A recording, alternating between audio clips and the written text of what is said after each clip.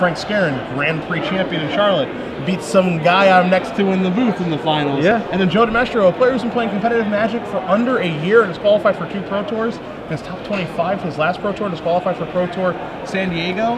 Does it really get any better than this if we're playing for top 4, my friend? This is really going to be a skill-intensive match, and I'm pretty sure it's going to come out to the wire here. Frank Scarron, Joe DiMestro, Alec Minson. All right, so Frank Scarron is on the left, Osip Levadovich is on the right. Those names will be switched. And we have a clue stone for Osip. So do? Yeah. I actually gave Osip, you know, some tips before the tournament started. Yeah? I told him the Mana Flare guy was good. He ended up having the Mana Flare guy, and he said he played it, and his opponent just played a Sphinx Revelation for 6. So he was kind of mad at me over that. Well, I bet he's not too mad right now because he has a turn 4 Rumbleback Raiders, which is the awesome rare that you guys do see on the screen here from Gruul. Maybe a Runner's Bane coming here for it. We don't know, as we do see a Axe Bane Guardian here at the ready. Let's see what Scarron can pump out here. I actually saw Scarron sitting down doing some Goldfish games with his deck. Gerard, his deck is positively absurd. Yeah, we saw him on camera earlier. Yeah. Round 3, I believe it was. He has the Blood Baron of Vescopa. He has the brand new Teysa. A lot of removal and just a lot of really good efficient creatures. He said, I'm extremely happy with my deck. You know, it's a deck that basically plays like a mid-range junk deck like you like. Yes. But he said he loves his card quality. There are some bad matchups for his deck out there, but overall, he is extremely pleased with what he can do. Now, I spoke with him before about his Putrefy play. Yep. And he said that he thought it was a good play because he knew he was going to dirty back the Putrefy. Okay, sure. So now we see Thrall Parasite and a Trestle Troll. Trestle Troll going to come down after the Thrall Parasite, it looks like here, so we can get his, I want to make sure I'm not incorrect about that. Okay, so he's just playing a bunch of spells here. It doesn't look like any store triggers. He's going to go Thrall Parasite, he's going to play Trestle Troll, he's going to play Vescopa Guildmage, clutter the board up, pass the turn back, basically dare Osip to attack here with the Rumbleback Raiders because he can put a lot of things in the way. Yes. So let's see what Osip can do here. I think Osip's going to start off by... I mean, do you think Osip's going to attack here or what? I mean, don't have a great look at his hand. You see Annihilating Fire in his hand right now, too, so you know... Oh, so if he has anything... Yeah, he does, yeah. So this is an easy attack here. So here he comes. Rumbleback Raider. Trigger's going to resolve. Put a counter on that thing. Frank is not even going to attempt to block here, so I'm just going to knock Frank down to 16. Let's see if he can develop his board a little further. He's tapping all 5 mana. Okay. Rakdos return. Rakdos return for 3. Those are the last 3 cards. Hello. Looking at a Thrashing Moss Dog, a Guardian of the Guild Pack, and a Knight of Obligation. That's one hell of a Rakdos return. Definitely. And the game really shifted into Osip's favor just with that one card. Yeah. You know, and that's why it's a mythic rare. I've had that cast against me in Limited too. It is not a good feeling. I mean, it sucks when you have a cast against you in Standard. Imagine in Limited, especially ahead of schedule, via a Keyroom or a Clue Stone. That's exactly what happened. All right, Axe-Bane Guardian is tapping for mana here. So he's got 4 in his pool. 5. 5? What's the big follow-up here? Isn't it a Blood Baron off the top? Oh boy. That would be insane if it was. He's thinking. No, just a Syndicate Enforcer. Plus a lifelink. Yeah, just 1 Extort. Alright, and I think Frank here will get in for 3 points. Does that make sense? Attack with the... No? Yeah, play a little bit of defense. Wow, okay, why is he not attacking with the Thrall Parasite? Why did he not attack with the Guildmage either? I'm a little bit surprised by how hesitant he is by not attacking here. Honestly, I'm kind of with you right now. What could be the thought process? Maybe it's considering I'm just going to shove all my guys in front here because I did play a 3-power creature. But again, I'm kind of with you. It's super dangerous if he does that. Yeah, it really is. And Osip attacked last turn with no fear. So what would be a difference? Sure. Yeah, it just doesn't really make sense here. I mean, there are so many tricks that Osip can have too. That like, if you're going to put all those guys in front of that Rumbleback Raider, you got to be sure that you're correct about your assessment here. That Osip doesn't have anything, and Osip, he's making the smart attack, in my opinion. Bring it on. I'm coming on in. Are you going to block? Yeah, let's see. All right, so now it gets beefed up to a 5/5, and yeah, this is really weird because, oh, you know what I think Frank wants to do? He wants to use the Thrall Parasite to remove one of the counters, okay. I think. But it's just too risky. I feel like a lot has to go right for Frank this turn in order to kill that Rumbleback Raiders. That's what it feels like to me. Yeah, and he didn't even throw the Threshold Troll in front of it, which I think, you know, might help some. I agree. Just because it has a 4 toughness, but the whole thing is that it has an additional power that it will deal damage to. So he's going to cast Annihilating Fire. He's going to take care of the Syndicate Enforcer, I think.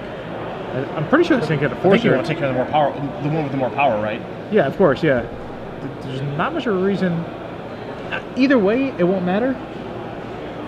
Well, it does matter, right? Because it's a 5/5. Well, Frank's empty-handed. Okay, sure. Yeah. So Annihilating Fire is going to take care of that. This has, it has damage on it. I know someone's going to pass the turn back. Yeah, I don't Frank like that. didn't even use the Throw Parasite. Didn't even go into the counters. I don't like that turn at all from Frank. Yeah. Honestly, I mean, I don't feel like much can go right, especially when you're empty-handed. Osip has a bunch of cards in his hand. You're basically saying, all right, do your worst. Yeah. Is basically what happened there. Yeah, definitely. So I think Frank could have taken a different line here. He could have had, you know, just could have attacked with some guys, and then he could have had the Threshold Troll back with Regeneration Mana this turn. Yeah. And it would have been a totally different game. Frank just lost an Extort creature, and he lost his Guild Mage just for one of Osip's cards. Yep. And he lost out on a couple points of damage as well. Yep. Now Frank's mana is going to be tied up here a little bit. I mean, he does have plenty of mana there with the Axebane. Plus, you see the 5 lands, 2 defenders, so 7 mana total. As Osip looks like he's going to play another spell here, but 3 of it's going to be tied up with the Rebelback Raiders now, and that thing's just going to keep growing. As Osip's going to play a Battering Crassus, the 2/1 Evolver with Trample. And let's see if he has any other follow-ups. No, he's just going to pass the turn back. Let's see what Frank can draw here. Tessa's probably his best draw. That's not a bad one. Yeah. That's for sure. Very rarely a bad draw. Honestly, the Bane Baron wouldn't even be very good here. And yeah, it's actually like kind of outclassed right now, right? Yeah, it's probably only Tessa, maybe or Putrefy is nice. All right, well, there's your Keystone, plus an Extort trigger here, so. Okay, I think he might just sacrifice this at the end of Osip's turn. Yeah, no reason to sacrifice now, because the spell that he plays, he won't be able to actually he actually can't even sacrifice at the end of Osip's turn. He doesn't have enough mana, because he has to use his mana to regenerate the soul. Sure. So he has to wait until his turn again, or until the end of Osip's following turn. Okay.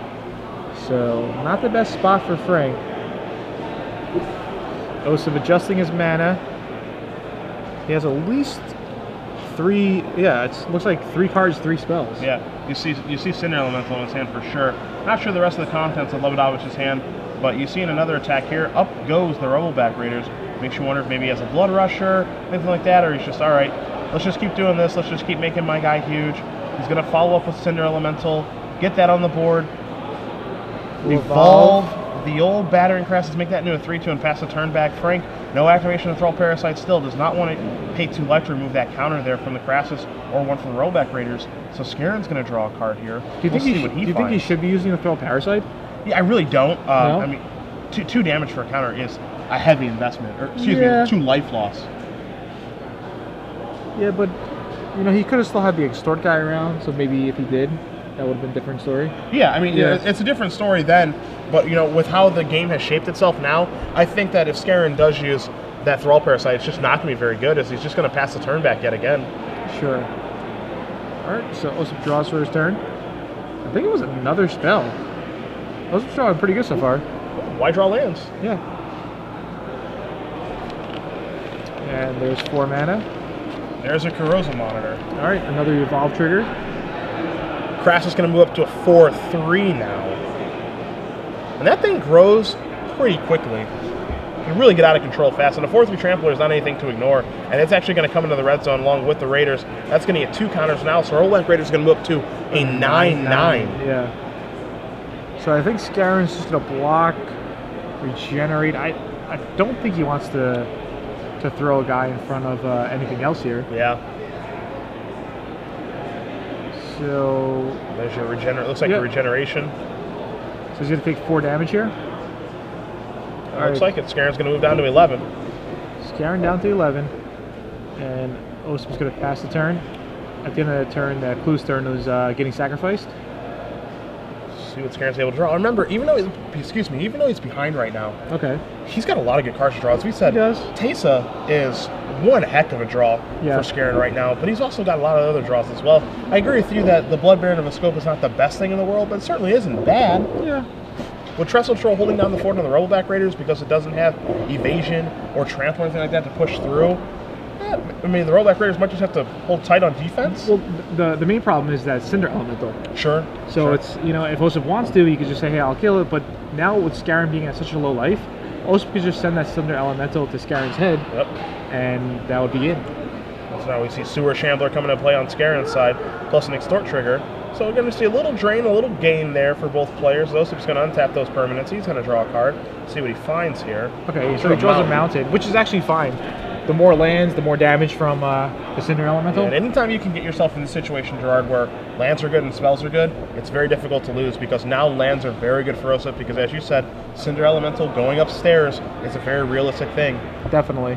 So we do have an update for you guys as well. You can see on the top there, Phil Napoli has won Game 1 against Alknezen. So Phil and his very aggressive deck is up a game, and Osip might be looking to take this one over too with an overloaded Street Spasm to clear Scarron's board. He's going to pick up everything, including the lands. So Lebedovich is going to win Game 1 of his match as well, as you see Postlethwaite versus Demestrio. Pretty much in a board stall. That looks like a board stall to me, my 1, 2, friend. 3, 4.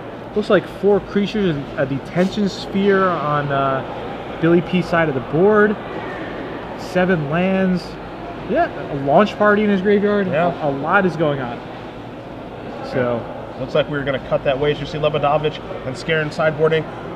Napoli and Nezin are in Game 2 here. And we'll see exactly, once we get our life totals updated here, it looks like Postlethwaite is a pretty high life total with Demestrio at 10. yeah, that looks to be correct. Well, it looks like we have 10 to 9, and we have Jelen Sphinx. 5 mana, 1/5 flying vigilance. When it attacks, other attacking creatures get +1/+1 to 1 a turn. How do you like that card? I think it's strong. Yeah? Yeah. I mean, you see you see 5 mana, 1/5 flyer. It's just like, it's not all that impressive, but Yeah, I think it's really underrated. okay. We see a Grave Betrayal on Billy P's side of the board. Now that one's a complicated card that we'll bring up on the screen for you guys because Grave Betrayal has a lot of text. It does a lot of different things, and it didn't see a lot of play in Return to Ravnica. A lot of you'll people see thought, it now. A lot of people thought it wasn't good. Yeah. But I was on the side, I think it is a powerful card. And I thought Death's Presence was also a powerful card. Yep. 6 mana, the green version of it. Where every time one of your creatures dies, you got +X/+X counters. Yep. Here, as you can see, 7 mana, whenever a creature you don't control dies, return it to the battlefield under your control with an additional +1/+1 counter on it at the beginning of your next end step. That creature is a black zombie in addition to its other color and types. So basically, you have this in play. I'm going to Grizzly Spectacle your guy, and then I'm going to take your guy. Yep. With a +1/+1 counter. Yeah. Any creatures that do die are going to go over to your side. So now it makes it really difficult for Demestrio to ever consider attacking because if the guys do die, they go to Postlethwaite's side of the board as he's going to play a Vescopa Confessor. Confessor is going to allow him to pay 3 life. Take a look at Demestrio's hand of Sunspire Griffin, the separate Guild Mage, and it looks like a Loxodon Smiter over there as well. And again, this does not make him discard, it makes him exile a card. Exactly, so but he takes Skywatch anyway, which seems like the right play. Yep. So we are working ourselves here, Gerard, into a nice bit of a board stall. Yeah, definitely. I think it heavily favors Postlethwaite right now. Yeah. Because of the Grave Betrayal. Absolutely. Because of his Extort guy, the Confessor. Yep. So, and Demestrio just drew a Plains, so he could play the Loxodon Smiter, but it's not going to do anything. Yeah, I mean, the 4/4 on this board, not looking very impressive at all. If Postlethwaite wants to get off the board, he can do some number of blocking, a double block, a triple block, depending on what the board looks like. But you do see Demestrio play the Plains. He does play the Sunspire Griffin. Yes. He's just going to pass the turn back. So Postlethwaite going to untap. He's going to draw a card, plays the Plains for the turn. We'll see if he has any spells to play in that handful of cards that he does have. Doesn't look like he does, so Demestrio is going to untap. He's going to draw. Looks like Demestrio draws a split card. And could you make out what it was or no? Concealing it pretty well. It looks like, okay, so it looks like it's going to be Protect and Serve. The Protect half of this, +2/+4 is an instant for 2 and a white. Serve, target creature gets -6/-0 until end of turn. So this is just an interesting little combat trick here. You're going to see Windrake come across. Deputy of Quittles. Okay, here we go. This is an attack with everything. So Demestrio confident in this trick. Yeah, kind of aggressive here. I guess he's really relying on Protect and Serve to pull through. All right, so do you think he got any value out of the Deputy of Abilities? I mean, Deputy Quiddles, I wonder if he did bounce anything, return anything, maybe get another comes into play trigger effect. It looked like he was having some issues with mana this game because we cut in, we see the Celestial Good getting a bunch of islands, and when we cut into this game, he finally had drawn a plane so he could cast Sunspire Griffin. So I would like to believe that he probably just used it as just a 2/2 flash creature. Okay. As you see, Postlewaite's going to make some blocks here. Sure. Sure. Definitely interesting here. I'm not too sure what his main plan is, because Protect and Serve, split card from the new set. 3 mana, target creature gets +2/+4 until the turn. All right. 2 mana, target creature gets -6/-0 until the turn. Yep. So he's gonna try to set up something, but is it really gonna be a blowout, Cedric, or no? Yeah, I mean, it doesn't feel like it's gonna be much of a blowout. Alternatively, here, you know, Demetrio does have Protect and Serve. He does have plenty of mana, it looks like, to fuse this card.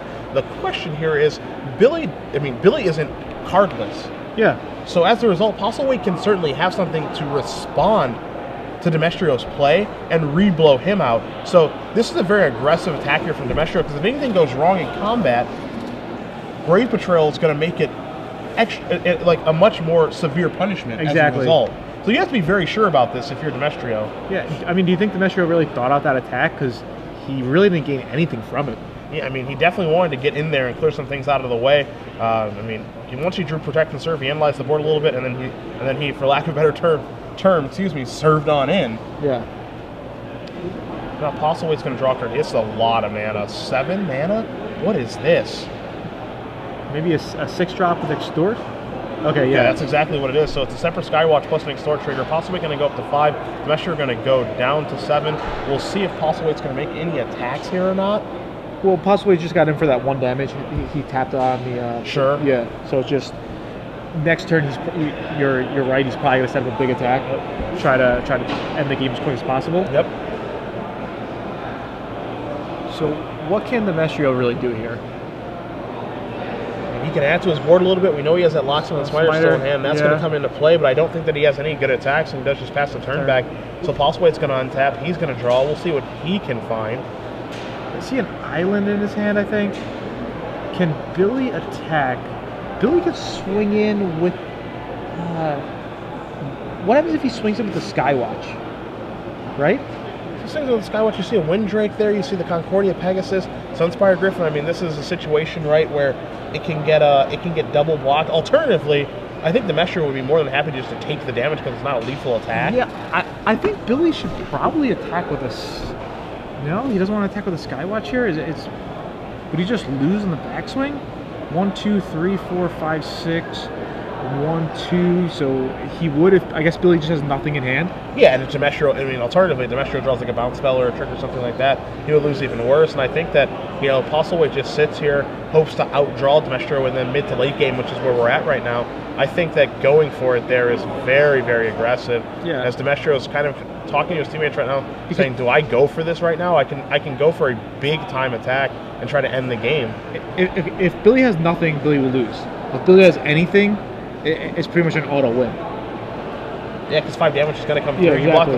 You block the 3 biggest guys and Locksmith on Smiter and 2 of the 2 power guys. Let's say it's an Armory Guard and a Deputy of Acquittals. As you see Demetrio removing the creatures around, saying, "This is 5 to get me through." He's going for it.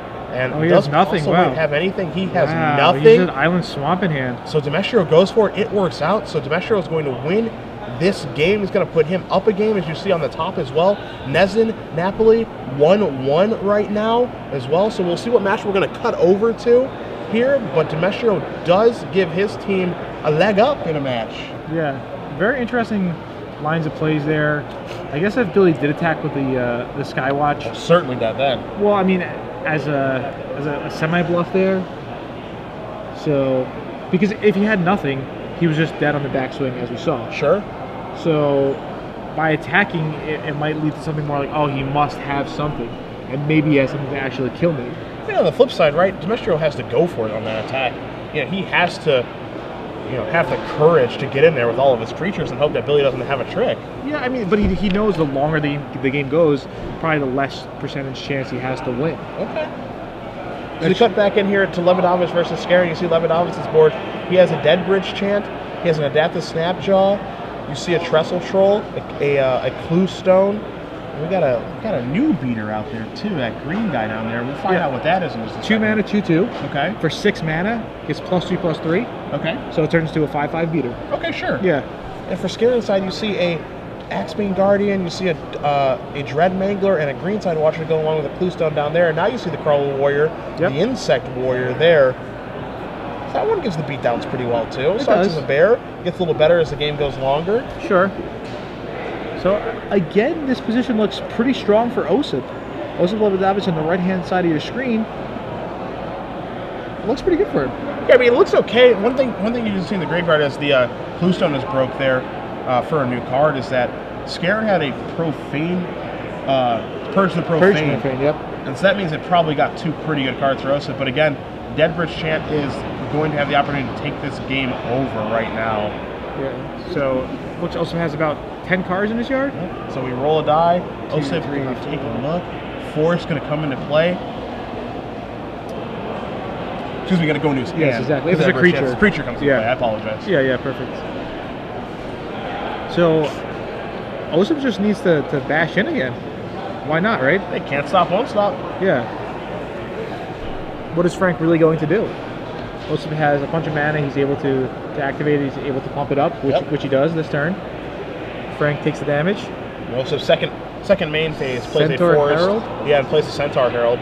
Card I haven't seen for a little while there. I remember back in the day, Celestia was like arguably its best common. It was really good, yeah, definitely. That and Eyes in the Skies are probably towards the top of the picks. Now Celestia Gilgate comes into play for Scare, and he passes the turn back. Deadbridge Chant again. You can see Osip just really building advantage here as Frank does roll the die, hoping it stays on the table. So here it is. Osip going to, as they kept the keep rolling 20-sided. They should just do it by 2s if they could. They really should. Yeah. 2, 3. Okay. Oh, wow. My goodness. Gruul Rage Beast comes in up to Deadbridge Chant. Someone has some rage there, yeah. Gonna be time to fight, but Gerard, I mean, not only is that insane, but now you see, again, the subtle interactions in this format, right? Because you're going to see a fighting in the Dread Mangler and the Gruul Rage Beast, but also a Snapjaw is going to get a little bit bigger, too. Yeah. Is that he can make a Centaur token. Oh, wow, yeah, he could. And fight that way if Osip sees that line of play. Yeah, I think you want to get that Axebane Guardian off the table as well. Yeah. I mean, either way, this looks great for Lebedavich. Oh, boy, now there's a Cruzada Monitor. That's going to kill that creature. Greenside Watcher's going to untap that Celestia. Guildgate. See if Osip sees the Centaur Herald's play or not. But here comes that fighter. Here comes the Snapjaw.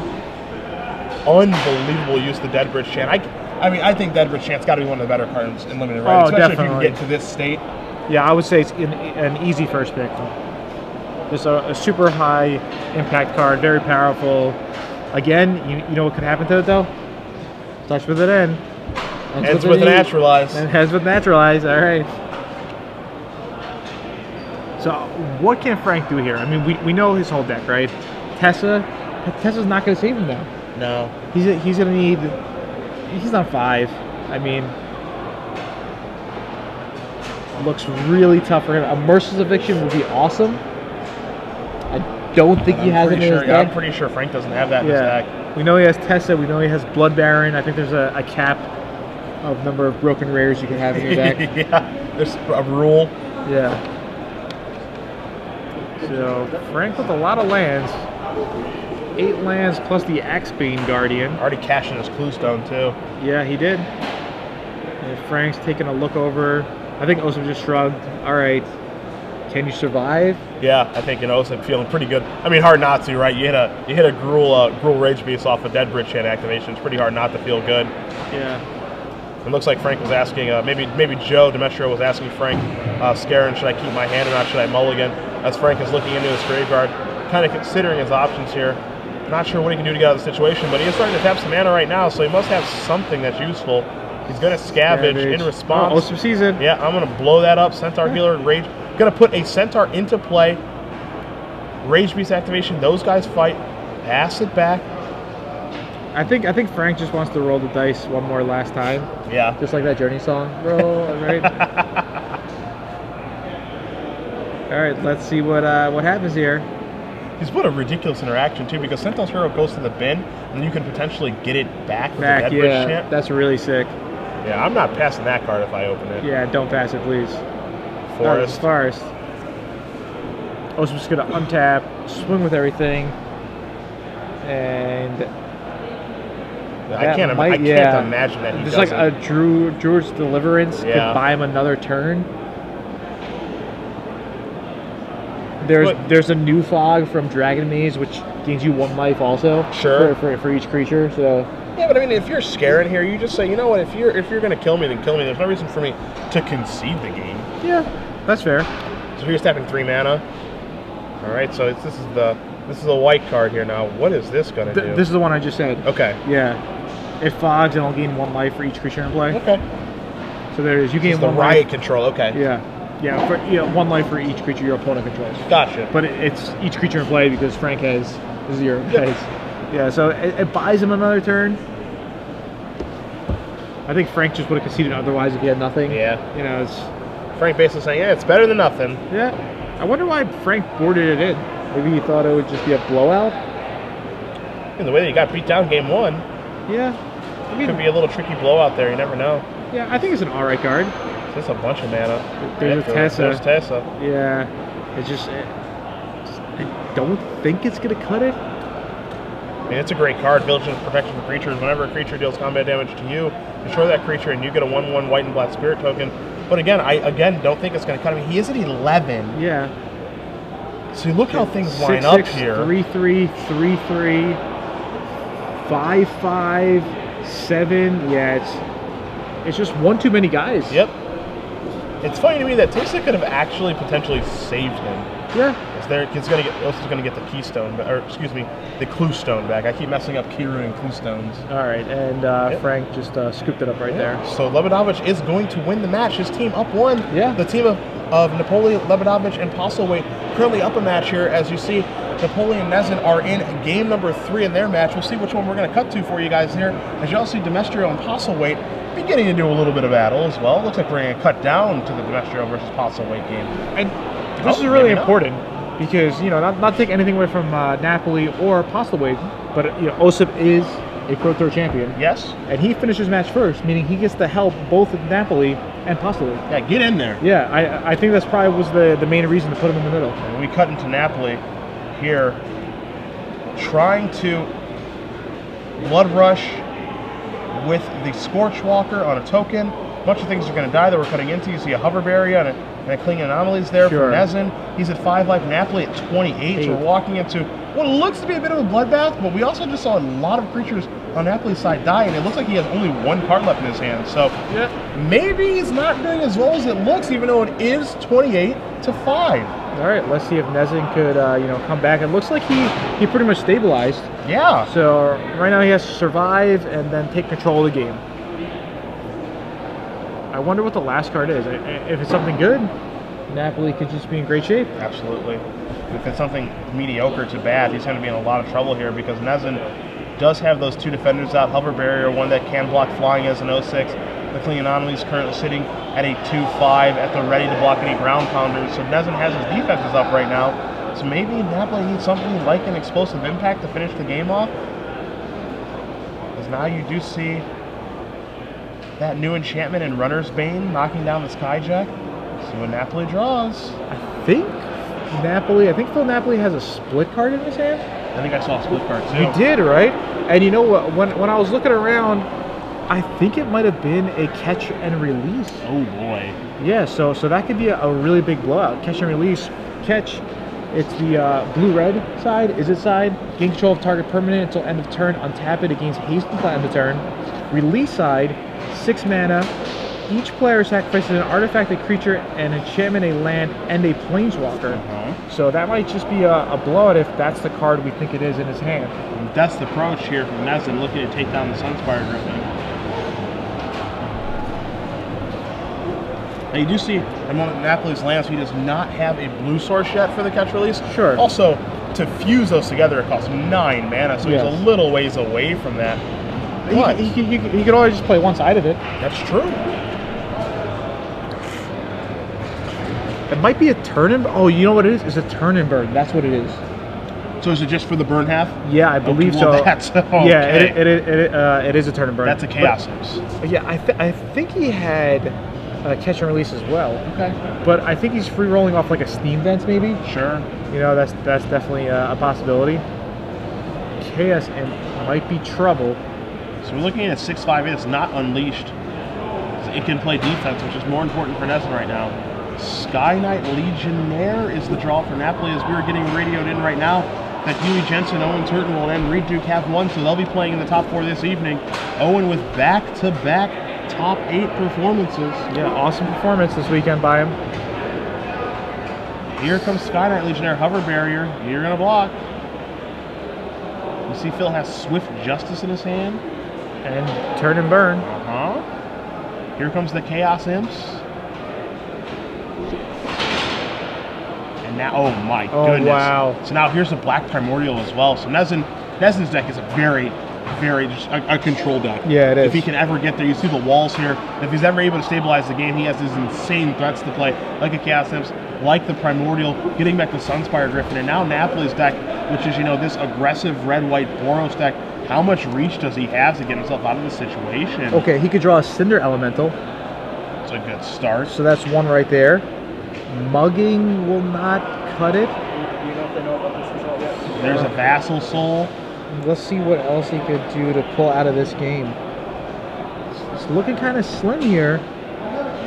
Yeah, he's probably only really relying on the Cinder Elemental, unless I'm missing something looking through his deck. Ooh, a War Leader's Helix. Okay, so that can... Yeah. I mean, that goes 4 of the 5. So he has about a 2-outer. 2-outer out of about what? What would you say, about 23 cards? Yeah, about that. Yeah. So it's about a 10%er. The problem here is that the longer it goes, the worse it is for Napoli, right? Because those big guys are going to keep on attacking. You're going to be shortening the clock here. He has to consider blocking now. I think Napoli might want to double block and then Swift Justice to try to get rid of the Chaos Imp, right? Yeah, I guess that's a possibility. Because if his line of play is, you know, I have to draw a Cinder Elemental or War Leader's Helix, why not? Yeah. It looks like Osip just walked away from the match, which is something pretty surprising. Oh. Maybe their strategy is not to help each other. Maybe he's all the way over here. Yeah. Maybe he thinks the team's gonna lose. Well, maybe, you know, it could be just being a, you know, I put my faith in these guys. I don't need to be here to coach them. We've gotten this far without coaching. I'm not gonna step in now. So there's a turn. Oh. Burning him for 2. There's a burn. What's Nezen's card here? I'm not sure. Is Nezen going out to 3? Yeah. Oh, wow. What do you think? Does Nezen have a counter? This feels like a counter, right? If he's thinking this long about it, he's probably thinking, oh boy. Yeah, or it could just be a bluff. So burn is going to be placed in the middle of the table. That's on the stack. What counter can Nezen actually have? Let's see. He does not have Syncopate. Oh, he has Dispel. Maybe that's what it is. Oh, it is a Dispel. Okay. So now Napoli needs to draw a Cinder Elemental this turn. Let's see if he could do it. Ooh, it's a white card. Doesn't look like a Cinder Elemental. It's a Keening Apparition. Keening Apparition could get rid of that Runner's Bane. Yeah, that's about all it can do. But Napoli is just on pretty much a 2. This game's really close. Yeah, it really is. He's gonna need a War Leader's Helix, which might not even cut it, and or a Cinder Elemental. Nezen draws his card for the turn. You see him organizing his creatures now. Which ones do I want to put on offense? Which ones do I want to put on defense? Yep. Looks like he's drawn a spell for the turn. What's this going to be? Maybe Kiru? Maybe something better? He is really reaching right now. Yeah, he tapped 3 mana. Looks like he wants to tap more. Yeah, maybe it's. I think it's either a Key Rune or a Clue Stone. Yeah. Okay, Clue Stone. Sacrifice this right now. Draw a card. Get a little deeper into my deck. So if Napoli draws a Cinder Elemental this turn, is it good enough? Is it good enough? So here come the Chaos Imp from the Black Primordial. This is an attack here for 11. Yeah, so Napoli has to think now, okay, is there any reason why I should not chump block? Yep. I think he should chump block. You see Postlewaite, a good view of him. He's Yep. down a game against Demetrio. Yeah, he's looking, I can't tell if he's winning or losing with that face. I mean, he's definitely in the tank right now, that's for sure. So we got a little split screen action. Yeah. This is cool. We're watching Napoli's game, but we got the camera on Billy to see Billy's action and his facial expressions. All right, so what is Napoli? Yeah, there's that chump block. Right, so I like there's it. the block. All right, he wants to basically just give himself as much time as possible. Give himself the opportunity to draw towards Cinder Elemental. That's what it looks like. Yeah, this might be the last turn. All right, so He's sacrificing, okay. That's kind of interesting. draw hard. Just the planes. Yep. Yeah, and that's And it. you can see it's the game. So All right. Alec Neslin is going to defeat Phil Napoli. And we're going to cut over to our third match here. This match is even up. Postlewaite versus Demetrio. Yeah. It looks like Billy, William Postlewaite, was losing according to Osip. Osip walked by. Huey, Owen, and Reed said, "Hey, did you win? Did you make it?" And Osip said, "Yeah, well, I won, but it looks like my teammates are going to lose." Sure. So it all comes down to this. We cut in 12 to 8. 12 to 8. Unsurprisingly, a board stall Wow, here. such a complex board state. So we see on Postlewaite's side, he has an Orzhov. He has an Orzhov key rune. He has a small elemental. He has the new black gatekeeper that gives -2/-2. You see that 1/5 vigilance flyer that pumps the team. Thrill kill assassin with 2 counters on it. And also something being targeted by a Crassus incubation. On Demestrio's side, you see a centaur token with 6 counters. There's an executioner swing. Executioner string taking care of a creature. Billy's probably gonna need a good draw here. He draws a plains. Probably not what he's looking for. This board looks fine to me. Yeah, it's not that bad. Wait, can he do like an alpha attack here or no? What happens if he just swings with everybody? His team's getting +1/+1, right? Yeah, I mean, his team does get +1/+1 because of the Sphinx. Such a complex board. But I mean, there will be blocks on the Demestrio's side as well, so, only the Sphinx has vigilance right now, too. So, the one thing to keep in mind as well as you take a look at that Orzhov key rune is that would become a 2/5, a little extra points of lifelink there as well. Definitely. See small elemental. So here comes Postlewaite. Thrill kill assassin in with the Jellin Sphinx. Trigger. And Demetrio will just chump block with the Pegasus. Demetrio will go down to 11.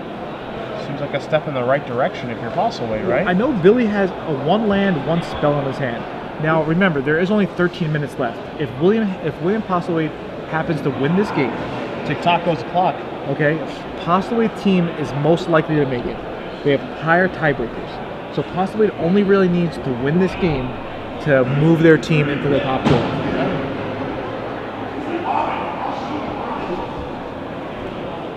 All right, so a little confusion. Looks like we're getting some life totals put up here. Yeah. Judge in the house wants to make sure our life totals are kosher, which we want to make sure we always do have correct for you guys. The small elemental does give Demestrio's creatures -1/-1. It is creatures your opponent controls, so flying get -1/-1. Maybe last turn, William Postlewaite took, one too much damage. Yeah, that's what it may be. Yeah, that's what it kind of looks like. And they're going to try to figure it out. They say, hey, can we reconstruct the life totals? Can we not? So Joe has just 1 card in his hand before his draw step. Phil Napoli comes over. He just said, hey, are you winning? And William Postlewaite just said, I don't know. Yeah. I think this is the second time that I was able to do some lip reading. I cannot tell if I'm winning right now. Yeah, I'm really excited. All right, so it's a life total mismatch appeal. All right, so we'll see what happens. Word on the street was that Demetrio had a judge call last round. Okay. 12 minutes it took. A discrepancy on if he said he would play or draw first. Something kind of unique you don't really hear about. Yeah, I mean, you need to make sure you work on the communication, make sure that always everything is kosher between the 2 players at all time. I'm a big communication fan when it comes to playing Magic. I don't want there to be any discrepancies about anything when I'm playing. Exactly. So part of the new organized play changes, you actually have to declare all your life total changes. Yep. So if I were to attack you, you would go to 18. Instead of me just saying, okay, Cedric, you're at 18, I would say life total is 18-20. Yep. Something Reed Duke always does. Yep. Yeah. And I've been doing that. I don't announce it in that fashion, but I've always been before I moved to my second main first before the turn's over. I just say, you have us both at this life total, or we're here, because one thing I do, I make mistakes on life paths all the time. Sure. I'm marking the wrong total sometimes. It's just purely accidental. I'm kind of a doofus, so I always have to make sure that everything is kosher between me and my opponent when I'm playing. Yeah, and sometimes you play fast. It's it happens. Honest mistakes. So right here, it's just a discrepancy. They're trying to replay the game. I'm certain here that neither player is trying to take advantage. Yeah. It's just both these guys, honest guys, just a little bit of confusion. As we saw previously, I think it was maybe round 2 with vigilance. One of the players wasn't sure if the guy was actually attacking. All the guys had vigilance with Holy Gates. I believe it was William Jensen. So. Magic, all about communication. They always say it too. If you've ever been to a Magic tournament, especially a high-level Magic tournament before, you always hear the head judge in his announcement before the tournament starts. Make sure that communication is clear. We don't want to, issue game losses or game rules violations or any of that stuff. We don't have to. Yeah, exactly. It's true. Yeah.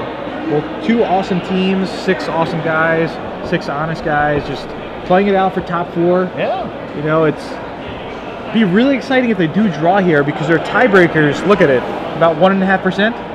1.5% difference. Close. Yeah. So what happens with the draw here is that it's just come down to pretty much a coin flip of tiebreakers, and it looks like William Postlewaite won't be able to have time for a game 3 unless they have a big time extension. Yeah, which they will be granted. Yes, but even then, what will they have? Maybe 12 minutes total. So they have to play fast. So they're going to come back to us, I believe, while the judges figure this out. Life totals that we had that we were given from the judges, it was 12-8. Maybe Joe DiMestrio had something different. Maybe William Postlewaite has something different. Either way, just a small discrepancy. The way the game's board state was now, what did you think? I think that Postlewaite is favored. We're not really sure what's in either player's hand right now. Okay. But I feels like Postlewaite is favored to me. You saw with the attack with the Sphinx, there's another flyer that DiMestrio was chump blocking. Sure. And, he does have a Crassus incubation on the table. Yeah, and a lot of land. Yeah, so he can get a little bit tricky with what he can do with that. It's a very, very interactive, interesting card. It really is. Again, it felt like to me that Postlewaite was favored in that game, and I think there's a significant chance that we're going to move along to a game 3. Okay. But that game 3, as you said, they're going to be short on time. Yes. And a draw does favor Postlewaite's team right now, because a draw would actually get them in. It looks like with how the tiebreaker math has worked out. So we'll see what's going to end up happening here after they do get these life total discrepancies taken care of. You have our head judge over there taking care of the situation as well. So we don't want any discrepancy, especially any time during a tournament. But most importantly, when players are playing for top 4 in tournament as well. So and something really interesting. I'm still kind of surprised. Osip just decided to leave. Yeah, I'm a little bit surprised by that too, because I think the rule is too that if you leave, there's no going back. Yeah. The only way you could leave, I believe, if a judge escorts you to the bathroom. Yes. And then you're allowed to come back. Yeah. Otherwise, once you leave, that's it. Yeah. And I'm surprised to see that too. I mean, I might stay there and not say anything. Okay. But I'm not gonna leave. Yeah. I feel old school Osip. He would definitely stay there. He would sweat it out. Okay. But now, he's just like, whatever happens, happens. Yeah, and sure. A lot more laid-back personality. Yeah. He's like, you know what? Next week I'm gonna go to Charlotte, do some coverage with Zach Hall. Live the life. Why not? I will. Yeah. I mean, I'm a little bit surprised. You see Phil there by Postlewaite's side, at the ready to help if necessary. Now, Postlewaite's certainly a very capable player. So, definitely. You don't want to interrupt his train of thought or anything like that. So maybe that's his line of thought. Is like, there's nothing I can say or do to help Billy win this game. I just want to play this game because think about if you walked in on this game state. What can you do to really help? Yeah, seriously. Here? All right, so it looks like Joe DiMestrio has drawn his card for the turn, so they're going to continue playing here. Oh wow! So DiMestrio is actually at 11 now. Okay. So maybe that was the change. It looks like we're good to go on total. So. Yeah, so it's 11-8. Billy has land and a spell in his hand. DiMestrio is attacking with his 2 guys. So there's an activation of an Orzhov key rune. And Gerard, one of the things that you actually don't see, and one of the things that we didn't see immediately, is that the card that is being enchanted by Crassus Incubator is the thing that gives -1. Yeah, exactly. -0. The 3/4. Yeah. Yeah. So with that Haunter and of Night Veil. yeah, Haunter of Night Veil, that and Smog Elemental, you're really doing a number. work, yeah, especially on Demetrio's flyers. All right, so it looks like the time has been updated. These guys are gonna have about 13 minutes to try to finish this game and play game 3 if it comes to it. So Postlewaite might be. Is he trying to move all in here? A lot of blocking here from Postlewaite. Yeah, I'm not too sure what's going on. We'll probably just have to wait and see. And I'm curious to know what's in Postlewaite's hand. What is that? It looked like a blue card. You know, what could it be? We see a huge block here from Postlewaite. Putting Small Elemental over there on the creature that can become a 4/4 but minus the power because it would fly. Small Elemental is going to eat that. Sure. And what's going on with this Centaur token? That's the big question. What does Demetrio have? Just a Follows up with an armory guard. guard. Wow, that's pretty much nothing there. This is kind of confusing here. What is Demetrio going to do now? I think he just has planes in hand, right? Yeah. That's what it looked like. And nothing dies Yeah, on Postlewaite's end. So yeah, I'm really interested to see what exactly is. I mean, I'm assuming that's a 6, 7, 8, 9, 9 Centaur token, and then -1, so 8. But nothing dies on Postlewaite's end. So maybe that's not what we think it is. We're gonna figure out what that is because I mean that thing should have killed something if that's what we thought it was. Yeah, I mean, even if it's only a 6/6, essentially a 5/6, it would still kill something. Oh, okay. What is it? There are 6 of those centaurs. Oh, there's 6 of those centaurs. Oh, okay, that makes sense for ability 1 out of 3. So the game's a lot different now.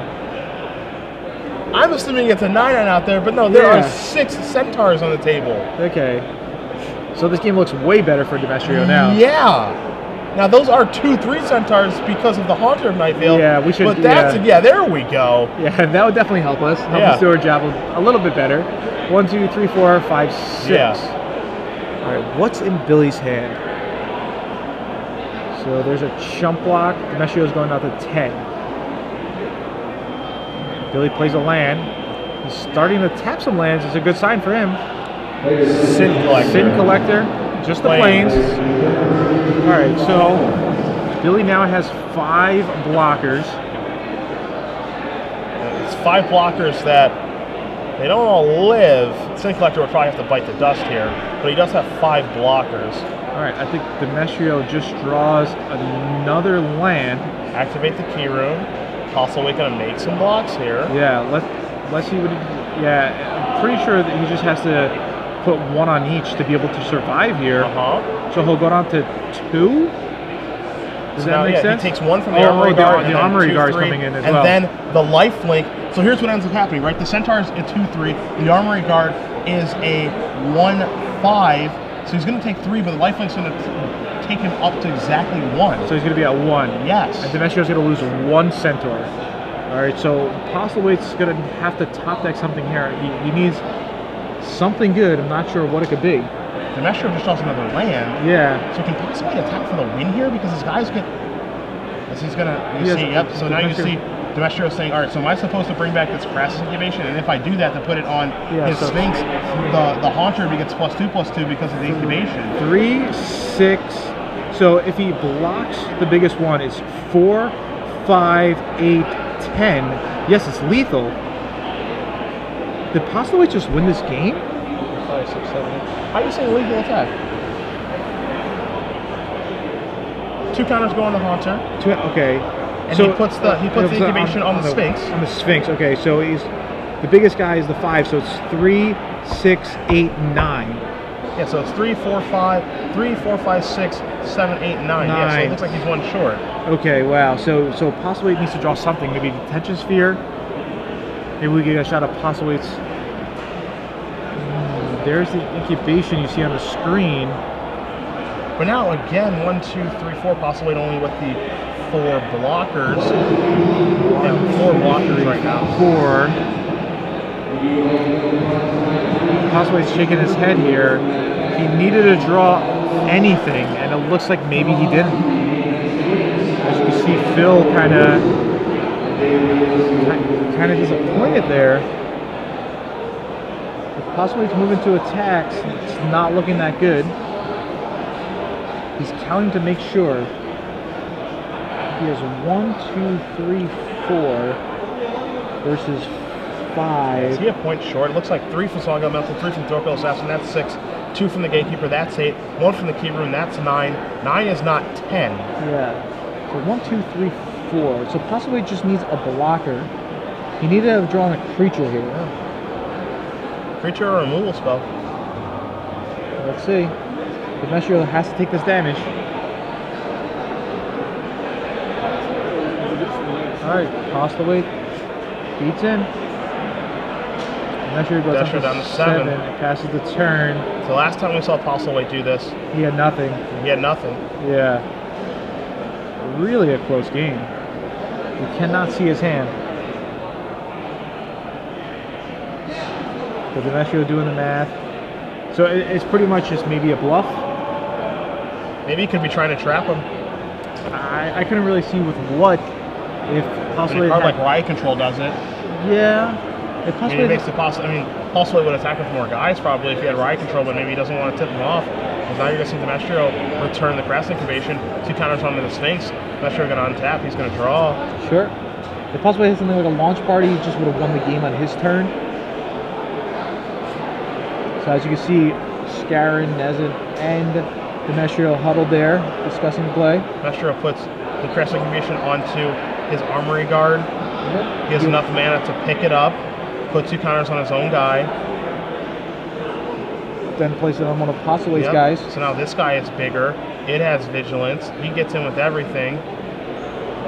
Uh-oh, what's this? Hostile Weight, Activating the Key Rune. Possibly needs something here, or it's game over. Demetrio's tapped out. Yeah. That's wow. it. All right. Such a close game. That's pretty insane. Yeah. So Yeah. Demetrio, Nezin, and Scarron are going to win the match, and they are going to move on.